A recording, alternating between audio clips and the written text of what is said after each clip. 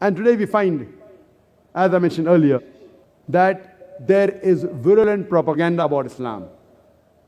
On the media we find that they are spreading misconceptions. But the more they're doing that, we find after 9/11, this has reached epidemic levels. Writings against Islam, misconceptions about Islam, the propaganda against Islam increased. But I believe in the verse of the Quran of Surah Imran, chapter number 3, verse number 54, where Allah says, "Makaru wa makarallah wallahu khairul makirin," that they planned and plotted. Allah too planned. Allah is the best of planners.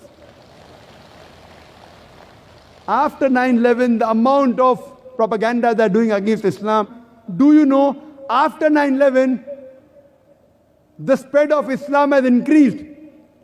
Only in a span of 10 months, in USA alone, after 9/11, more than 34,000 Americans accepted Islam. In Europe alone, more than 22,000 accepted Islam in 10 months' time after 9/11. And I go to Europe, I go to UK very often, I go to America, and I find that after 9/11, when I give talks, there are more Americans coming for my talk. There are more Europeans coming for my talk. It's good. They want to know what kind of religion is this. Some come to attack, some come to learn. We welcome both of them. We welcome both of them.